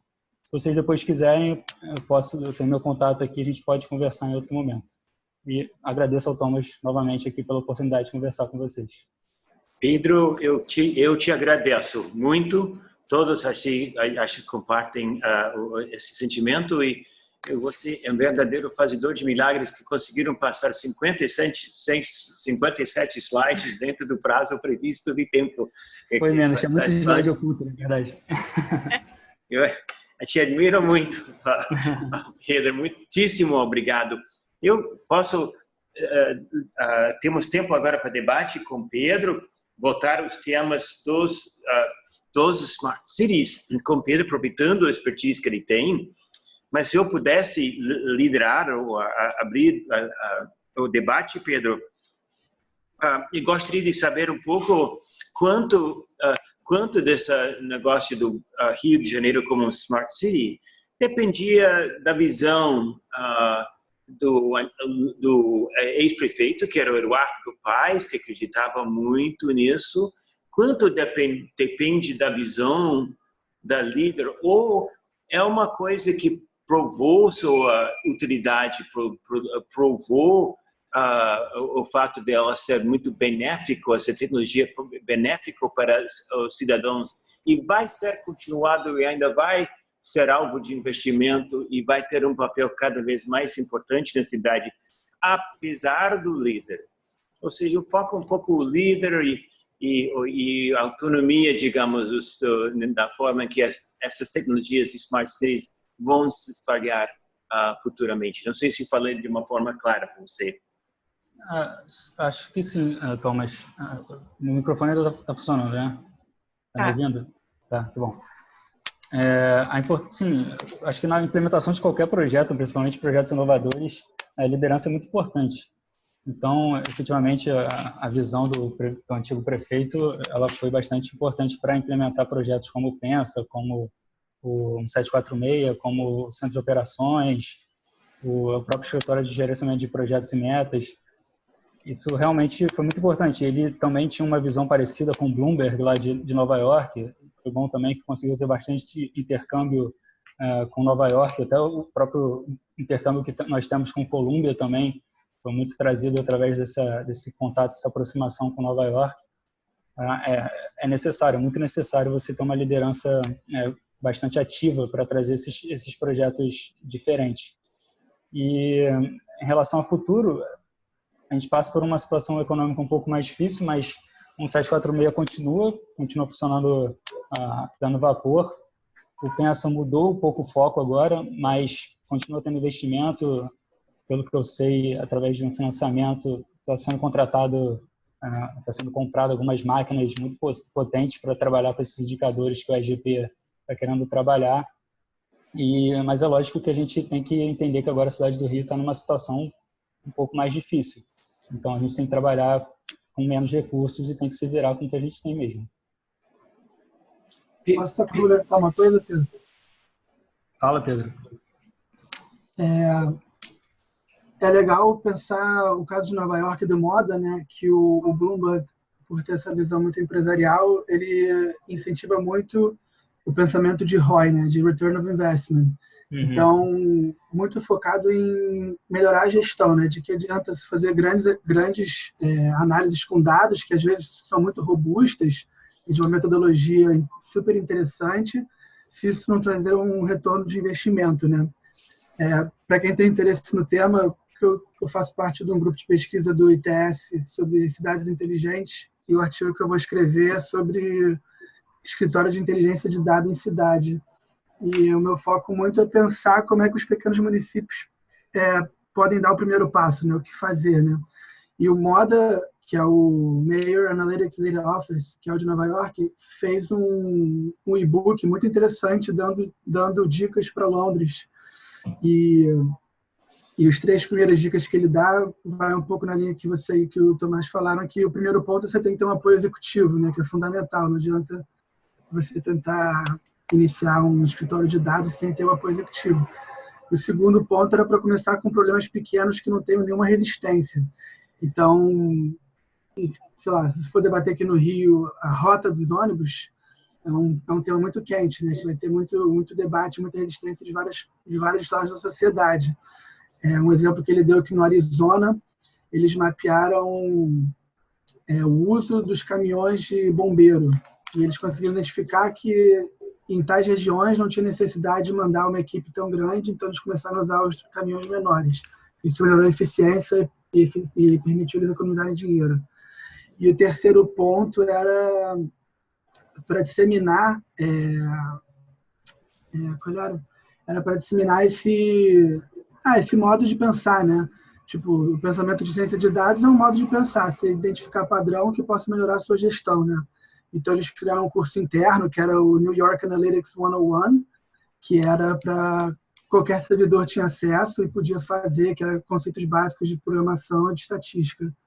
Então, para quem tiver interesse mais nesse tema de escritório de inteligência de dados, que é o que foi o Pensa, eu tenho bastante recurso e bastante literatura que eu estou tentando juntar para pensar isso no Brasil, né? Porque, como você falou, se esses desafios estão presentes e foram presentes no Rio de Janeiro, posso imaginar que são prefeituras menores, né? Não, com certeza. Eu não conhecia esse e-book que você falou. Depois, se você puder me passar, eu vou ter bastante interesse em olhar. Acho que realmente tem que compartilhar esse tipo de material para que os erros não aconteçam em mais de uma cidade e também para que elas consigam ter uma curva de aprendizado maior, né? Exatamente. Uma curiosidade que eu queria saber qual de fato era o serviço mais demandado pelo número que vocês criaram, o que de fato a população se apropriou mais. E o segundo é um ponto que você trouxe, que eu acho que tem muito a ver com a nossa discussão de ontem e de hoje, que foi falar em desenvolvimento de competências. Eu acho que de novas competências que a gente precisa dentro do setor público. Isso é um tema que tem me incomodado muito, de várias coisas que a gente conversa, desde análise de Big Data, de você olhar tendências, de novas competências que hoje acho que não estão instaladas no setor público e que a gente precisa estar pensando. Acho que no Rio vocês começaram a identificar isso, parece que para um pouco. Eu não sei se dentro da estrutura do Rio vocês têm algum organismo que tem pensado sobre isso, quer dizer, quais são as novas competências que eu preciso desenvolver nos próximos anos para o setor público se manter atualizado. Muito boa suas duas perguntas. A primeira, sobre os serviços mais demandados.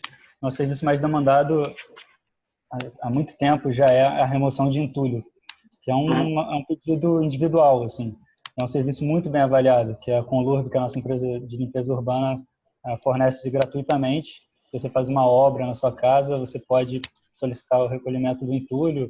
Se você tem algum móvel velho, uma geladeira velha, você pode solicitar. E depois vem iluminação pública, buracos nas vias, controle de vetores de doenças e a drenagem também. Esse é o top 5 da Prefeitura do Rio. E sobre competências, né, sobre formação, aqui no Rio eu me sinto muito privilegiado, porque a gente, na Prefeitura, foi criado um programa chamado Líderes Cariocas, que assim, é um programa um pouco mais elitizado, que é para formar grandes lideranças na Prefeitura do Rio, mas teve um mapeamento de competências, pelo menos para o que os gestores dos principais cargos da Prefeitura precisam ter, quais são as competências necessárias que eles precisam, que são dispensáveis para exercer os principais cargos. E são feitas seleções a cada 2 anos para novos líderes, pessoas que têm perfil de liderança. E essas pessoas, eu faço parte desse programa, a gente recebe muita capacitação em liderança, gestão, comunicação. Por exemplo, eu fui para a Colômbia uma vez, justamente numa desses cursos bancados por esse programa da Prefeitura do Rio. Mas isso é uma parte só, né? A gente tem na Prefeitura muito mais funcionários e nem todos vão ocupar cargos de liderança. A gente tem cargos técnicos também. E eu sei de uma iniciativa, não sei de uma política geral da Prefeitura, aí é falta de conhecimento meu, mas teve um projeto também que foi desenvolvido numa secretaria, na Secretaria de Conservação, foi identificado as competências dos técnicos de conservação e também dos gestores de conservação, o que eles têm que saber, efetivamente o que eles têm que fazer no dia a dia deles, e também isso era de uma outra forma controlado para ver se eles estavam indo bem ou mal, para que pudesse também dar um suporte para a melhoria desse sistema deles.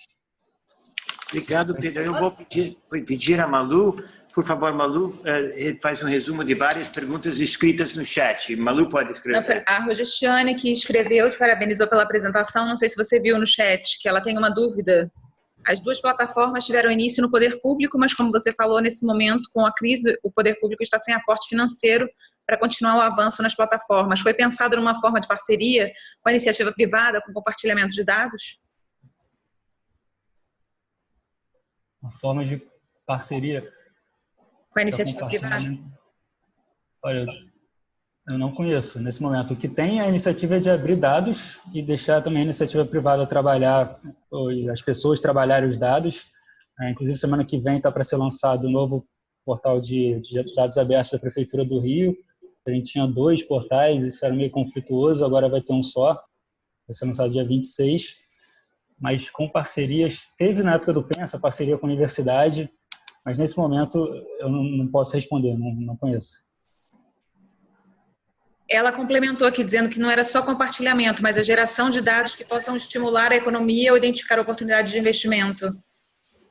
Rogestiane, se você quiser falar, é só tirar o mute do seu telefone, do som. Boa noite a todos. Pedro, era mais uma questão de, como você falou, os dados, né? A geração de dados. Você tem aí o Google, que ele utiliza todos os dados da gente, não é? De certa maneira, das nossas pesquisas, das nossas solicitações. Eles vão montando, de certa maneira, um perfil, não é? Um perfil daquilo, de comprador, de investimentos. Então, para mais nesse aspecto, porque você tem aí você tem um filtro de todo tipo de problemática. Esses problemas que são potenciais, como é que eu diria, potenciais investimentos, né? Até na busca da solução disso, com a iniciativa privada. E também, de certa maneira, até eu acho que, como é um caso de sucesso, bancos de fomento ou algo similar. Então, eu acho que vocês têm muitas informações que poderiam ser, de certa maneira, compartilhadas com a iniciativa privada para fomentar novos tipos de inovações e soluções daquela... Não é só resolver mais o problema, ser uma alavanca para sair do problema e estar à frente do problema. Era mais nesse sentido. Entendi seu ponto. Faz todo sentido, realmente. E enquanto você falava, eu lembrei de uma outra parceria que existe, não é exatamente para geração econômica nem nada do tipo, mas que ajuda na operação da cidade, que é uma parceria que o Centro de Operações tem com o Waze. Então, o Waze ele conhece todas as rotas que são feitas pelas pessoas que usam carros, principalmente, né? E seria um desperdício a gente não ter acesso a essas informações. Então, o Centro de Operações já há alguns anos trabalha em parceria com o Waze, e o Pensa também usava muito esses dados na hora de propor políticas de transporte público. Mas eu não consigo pegar agora, nesse caso que você explicou, de geração de valor, de lembrar de algum caso específico para comentar, mas se não existe, a gente tem que procurar, tem que correr atrás disso mesmo. Oi, Pedro. Fazer um comentário também. Bom, eu sou carioca, sou muito fã da gestão do Eduardo Paes, acompanhei esse projeto de líderes, até o Bruno Bondarovski, acho que fez parte também, ele postava muitas coisas, assim, realmente muito bacana. Uma questão que está assustando um pouco em relação à violência, né? Acho que tem uma semana que saiu no Globo que vários bairros aqui no Rio de Janeiro, da Zona Sul, estão tentando investir através de uma ONG em segurança, né? Instalar câmeras de segurança, cujos painéis acho que vão ficar em centros da Polícia Militar, eu não tenho certeza. De alguma maneira o centro de operações vai ter acesso a informações ou a dados, porque você vai ter uma produção de dados grande nas mãos da iniciativa privada, de uma determinada ONG. Tem alguma condução da prefeitura junto a esses bairros e ONGs que estão trabalhando nisso? Então, eu não trabalho no centro de operações, eu estou na coordenadoria do Sistema 174 de atendimento ao cidadão, mas o que eu sei, o que eu estou lembrando agora é que teve um decreto que saiu esse ano facilitando a troca de dados de câmeras entre a sociedade e o centro de operações. Então, quem quisesse podia ter uma porta aberta para compartilhar essas câmeras com o centro de operações. Em termos do Estado, também o centro de operações não fica só com as câmeras do município, também tem parceria com o Estado, com o CICC, né, que é o Centro de Comando e Controle do Estado.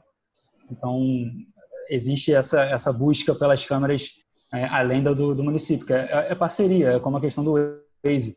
Já é uma infraestrutura instalada, a gente tem que ter acesso a elas também para ajudar na nossa operação da nossa cidade. E câmera de segurança seria mais o CICC, né? Porque é por competência estadual, né? Não sei nem se a câmera do COR pode fazer reconhecimento de rosto, né? Acho que tinha uma limitação dessa. Eu não sei, mas o COR esse ano, eu não sei te responder isso. Eu sei que esse ano o COR, né, por determinação do prefeito, também está ajudando na questão da segurança, principalmente na prevenção, né, dos crimes. Entendi. Então, eu acho que eles também devem estar olhando para esse lado de furtos, de problemas de segurança também. Entendi. Eu gostaria de saber se há outros exemplos, Pedro, do seu conhecimento, do que as lições do Rio sendo divulgadas, disseminadas em outras cidades brasileiras. Talvez pessoas assistindo a nossa sessão de hoje à noite tenham exemplos bons para citar, exemplos de cidades inteligentes ou uso de tecnologias digitais em outros municípios do Brasil? Alguma indicação, algum exemplo? Bom, o que eu posso falar é que em relação ao 746, que é o que eu estou totalmente focado já há 2 anos e meio, a gente recebeu e ajudou a Prefeitura de São Paulo na implementação do novo 156 deles, que é o equivalente a um 746, e a gente fala de competitividade, né? Eles vieram olhar para a gente, e hoje em dia a gente já está olhando para eles também, que eles estão fazendo muita coisa interessante, a gente também não quer ficar para trás. Em termos de América Latina, a gente já recebeu Bogotá, por exemplo, veio também conversar com a gente sobre centralização do atendimento ao cidadão. Também foi interessante no início desse ano a Prefeitura de Maricá, também, município menor aqui da região metropolitana do Rio, também interessado em centralizar o atendimento. São alguns casos mais na questão do atendimento ao cidadão, mas talvez mais gente tenha outras coisas para compartilhar também. Também. Outros exemplos que as pessoas querem citar? Em Curitiba a gente já tem há muitos anos que é um 156, que ele é de fato serviço centralizado. A gente tem trabalhado também com mídias sociais, tentando sempre aperfeiçoar, mapeando o processo. É um serviço já reconhecido, perguntei pelo custo, porque a gente também cobra pela ligação. Mas agora é o desafio da gente conseguir usar mais tecnologia, principalmente no que diz a manutenção, de você ir localizando isso na cidade para ter uma resposta mais rápida. Porque as pessoas vão passando, eles conseguem ver muito antes os problemas do que o próprio setor público. Então, a gente agora vai começar um investimento pesado para melhorar esse relacionamento com o cidadão e dar mais ferramentas para estreitar o relacionamento e a gente conseguir dar mais efetividade na resposta. Não, muito legal, Ana. Curitiba também é um outro exemplo que a gente sempre olha aqui no Rio para ver como é que vocês estão. Em termos de redes sociais também, ninguém barra Curitiba, né? A gente está tendo uma participação mais ativa na rede social a partir desse ano e sempre uma referência, tanto no 56 quanto no relacionamento digital. E uma coisa que você falou que é importante, né? Os cidadãos são os principais sensores para a prefeitura, né? Eles estão vendo tudo. A gente não pode ficar cego para isso, a gente tem que dar mais ferramentas para eles poderem participar. E as pessoas querem participar efetivamente. Só que, por outro lado, tem o desafio. Quando elas participam, elas cobram também. E o serviço público tem que ter a capacidade de devolver o serviço, né? Porque senão é pancado o tempo todo, assim, com todo o direito. Tem que bater mesmo, se a gente não entrega. Pedro, só mais uma dúvida. Você falou aí, e a Ana Cristina também, com relação a, principalmente, o empoderamento do cidadão, né? Vocês tiveram que fazer algum ajuste na legislação de vocês, principalmente porque, de certa maneira, é como se o cidadão estivesse fazendo o papel do fiscal, não é? Porque cada município tem os seus fiscais, né, que vão a campo para fazer a parte de fiscalização, né? Fiscalização seja de problemas de postura, fiscalização também da parte de trânsito, cada um tem os seus níveis de fiscais, né? Então, a gente tem uma legislação que, de certa maneira, dá esse poder aos fiscais para agir dessa forma. Então, nesse momento, você está empoderando o cidadão para ele também ser um fiscal, né? Fazer um fiscal público. Então, houve uma necessidade de vocês fazerem algum ajuste na legislação de vocês para poder dar esse empoderamento ao cidadão e, ao mesmo tempo, também manter a legitimidade do fiscal, né? Do fiscal concursado. Como é que isso aconteceu a nível legal? Então, eu não estou no 746 desde a implementação dele em 2011, mas eu já li todos os decretos do 746, eu nunca vi nenhum decreto que fosse nesse sentido. Eu acho que não foi preciso algum decreto, porque, na verdade, o cidadão, quando ele atua como fiscal, na verdade, ele pede uma fiscalização. Então, ele solicita, ele faz alguma denúncia, alguma reclamação, solicita algum serviço e, efetivamente, vai um fiscal da prefeitura lá para ver se acaba sendo um retrabalho, né? Mas a gente tem que verificar se o cidadão está falando procede. Então, o fiscal não perdeu a função dele nesse sentido. Eu acho que a última... Desculpe, continua, Rosiane.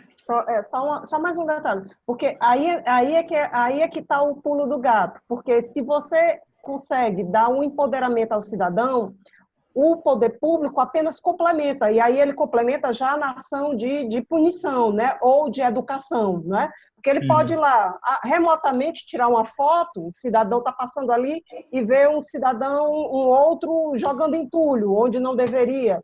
Ou um ato, o carro estacionado em cima do passeio público, que não deveria também. Então, o cidadão poderia remotamente tirar uma fotografia, está lá registrado que ele é ele mesmo, né? De certa maneira, porque ele está utilizando o celular dele, e dar esse dado à prefeitura, tá entendendo? Então, eu não sei se alguma cidade no Brasil está utilizando isso ou alguma cidade no mundo, porque eu acho que o poder público não vai ter mais braço, não vai ter mais perna para chegar em todos os locais. O cidadão vai ter que fazer essa parte. Aí, como é que vai ser esse pulo do gato? É que realmente é um diferencial. Não, você tem razão. Em relação ao exemplo que você deu de um estacionamento irregular, por exemplo, na verdade, a gente não manda um fiscal. Quando o cidadão tira uma foto falando que tem um carro estacionado em cima da calçada ou no local proibido, ele tira a foto, envia, ou então nem tira a foto, ele só informa, vai direto um guarda municipal lá para multar.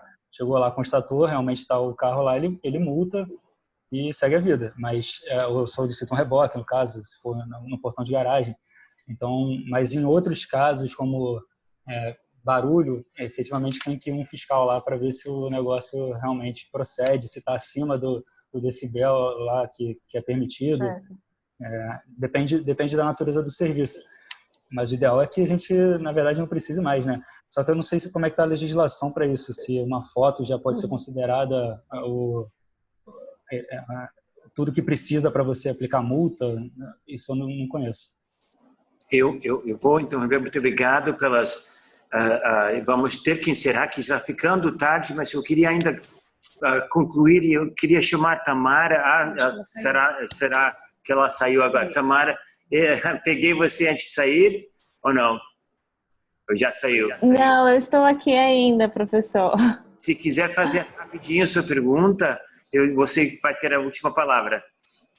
Acho que é mais pertinente depois da aula de amanhã, mas a minha inquietação é sempre em função dos exemplos que trazem cidades maiores, porque eu tenho uma tendência a olhar sempre os municípios menores, porque somos maioria, no Brasil somos maioria.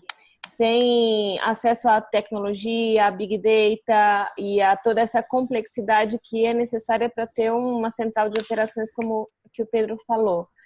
Então, eu fico tentando imaginar, brincando de futurologia, o que os municípios menores poderiam fazer dentro dessa necessidade ou dessa importância que a tecnologia traz. Então, aquilo que já está, por exemplo, disponível, que eles poderiam fazer uso sem depender de grandes investimentos ou dos governos estaduais. Qual a leitura que o Pedro faz a esse respeito? Olha, é um desafio para os grandes municípios, eu imagino que seja maior ainda para os pequenos, né? Porque se a gente não tem dinheiro no Rio, na situação do país, cidades pequenas certamente enfrentam desafios econômicos ainda maiores. Uma solução para você, assim, eu não vou ter, mas o que dá para fazer, assim, eu acho que conversar com quem já implementou ajuda, porque você não vai gastar dinheiro com consultoria, que já é uma grande coisa, sabe? Muitas vezes as consultorias cobram muito caro só para te dar uma coisa que você conversando com outra prefeitura, por isso que essa rede juntos pode ajudar muito nesse sentido também, que uma outra prefeitura já fez. Agora, em termos tecnológicos, tem que tentar buscar parceria, acho que ter parceria com o setor privado é interessante, e procurar também software livre, né, questões open source, porque a gente nem no Rio de Janeiro a gente conseguiu, no Pensa, comprar grandes softwares, tem que buscar o que é livre. Em termos de atendimento ao cidadão, eu acho que existem algumas ferramentas que não são tão robustas, mas que podem ajudar também nas demandas, identificação das demandas dos cidadãos. Então, tem que ser mais criativo ainda do que nos grandes municípios, né? Muito obrigado, Pedro e Tamara. Olha, super interessante nossa conversa. Estava pensando, Tamara, refletindo um pouco os municípios menores. Seu foco é corretíssimo, mas eles também talvez seja ingenuidade da minha parte, mas talvez os problemas deles seriam mais fáceis de serem elencados e para ser depois focados, ou seja, o problema é, por exemplo, no município, um avanço a comunicação entre prefeitura e cidadão, poderia ser isso um passo de relativamente baixo investimento, que poderia essa comunicação com cidadãos ser implementado. Não sei quantos dos municípios pequenos no seu campo de conhecimento, Tamara, tem um central 1746 ou equivalente, mas os municípios menores não deveriam ficar de braços caídos apenas por pensar que as tecnologias digitais são tão caras que é impossível de pensar em implementá-las em municípios mais, digamos, mais carentes. Deveria haver, eu acho que o charme da tecnologia, que não necessariamente depende de vultuosos investimentos que têm que ser mantidos através em anos futuros, sem minimizar os desafios. Eu acredito que há um espaço para ver o que municípios menores poderiam fazer para participar, para se tornar cidades inteligentes. Posso só complementar, Tomás, um segundo? Pode, Pedro. Sim, pode, Pedro, pode rápido. Só para dar o exemplo de Nova York, o primeiro projeto que eles fizeram lá, o Mike Flowers, que foi o chefe de data lá, ele só tinha um funcionário e o primeiro projeto que eles fizeram foi uma planilha de Excel. Então, eu acho até que o termo Big Data assusta, porque parece que a gente que tudo lida com milhões ou bilhões de registros, né? E eu acho que o escritório de dados nada mais é do que identificar padrões. E para isso você tem diversos softwares livres, como o Pedro falou, e até o Excel, né? Para alguns projetos você consegue fazer bastante coisa. Então é muito mais uma mentalidade do que tecnologia. É claro que ter o centro de operações ajuda muito, porque você concentra dados, você tem todo um sistema de inteligência lá dentro, mas para você começar a usar a tecnologia e os dados para melhorar a gestão pública, você pode começar do básico, né? E tem muita oportunidade, até mesmo para os municípios pequenos. Tá ótimo, Pedro. Muito obrigado, Pedro. Muito obrigada pelas observações. Mas eu vou sempre ponderar trazendo os menores, porque aí a gente faz um esforço de sair, né, dessa condição, não diria favorável, mas mais complexa, para ir para a realidade menos complexa, mas também precária, porque há uma tendência de sempre considerar investimentos dessa magnitude como um luxo diante de municípios muito frágeis. Mas obrigada pelas considerações de vocês. Mas não quero que o assunto morra nesse ponto também, Tamara e Pedro, ambos Pedros. Júlia, acho que eu vou te dar uma tarefa de casa para amanhã, você e Bruna, nos trazer exemplos do uso de tecnologias de mais baixo custo para melhorar a vida de municípios menores. Acho que tem exemplos vindos, por exemplo, de Paraty. E se bem que Teresina é um município grande, Teresina talvez poderia ser outro exemplo de que cidades menos abastadas, com menos receita fiscal, quais são bons exemplos tirados do programa Juntos, porque poderiam, digamos, adicionar valor a esse debate. Poderia pedir e a Bruna, seus colegas em Comunitas, programa Juntos, para ver alguns exemplos para nós para amanhã à noite? Claro, com certeza. Eu vou pedir isso aqui amanhã de manhã para o pessoal. Tá ótimo, Júlia. Te agradeço. Tá Imagina, eu que agradeço. E eu vou só via de conclusão. Então, Pedro, outra vez, Pedro Arias, Pedro Martins, muito obrigado pela sua colocação. Você antecipou perfeitamente os pontos principais em via de conclusão, que é o trabalho dos profissionais e quanto eles têm a ver com o Smart Cities. Pedro, você falou em cada um desses pontos, um líder, uma visão, e que pode ser um líder de um município pequeno, sim, Tamara, mas um líder, o trabalho de um gestor, uma pessoa que entende mais ou menos a maquinária de uma cidade inteligente. O trabalho é uma equipe multidisciplinar que Pedro enfatizou no seu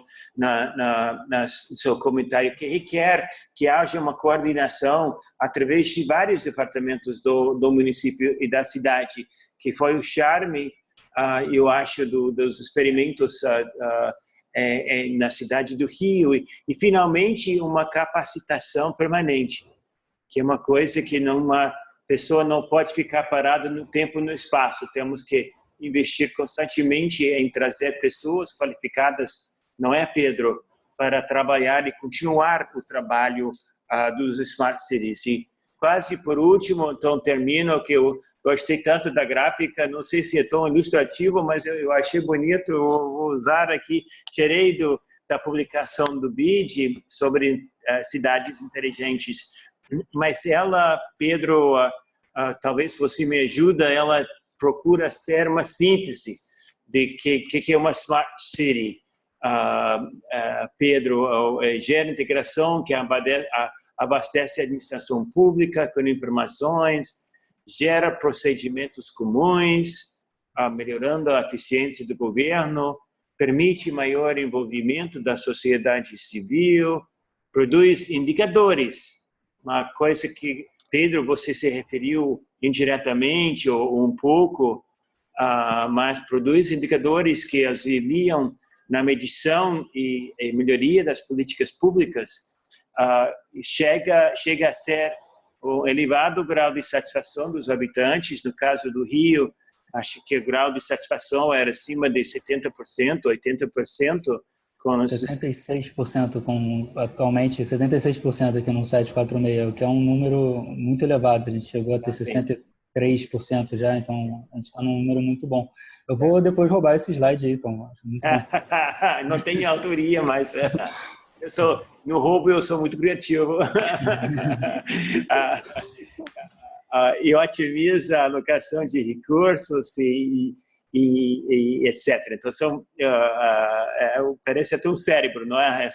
Essa ideia de um Smart City. E, por último, vai fazer um bem monótono agora em comparação, resumindo, ligando as duas pontas da conversa muito rica de hoje à noite. As características de cidades que mais crescem são cidades inovadoras. Todo esse debate que tivemos sobre pesquisa e desenvolvimento, toda cidade, todo município, por menor que seja, eles têm pequenos ecossistemas de inovação que precisam ser coordenados, os atores trabalhando juntos numa visão compartilhada do futuro da cidade. E, finalmente, a segunda parte da sessão de hoje à noite, que é cidades que são cidades inteligentes, que entregam serviços aproveitando tecnologias, e são cidades participativas. Não é apenas um ideal, é a participação, não é apenas um ideal democrático, embora seja um ideal democrático, mas ela faz parte da receita de uma cidade inovadora, uma cidade que cresce. Então, era isso que eu queria falar na noite de hoje. Superou as minhas expectativas, ficamos até dentro, o Malu vai estar me afirmando dentro do prazo previsto. Agradeço muito o tempo de todos. Eu acho que eu só posso sugerir mais uma coisa, uma pequena salva de palmas para Pedro Arias pela magnífica palestra aqui.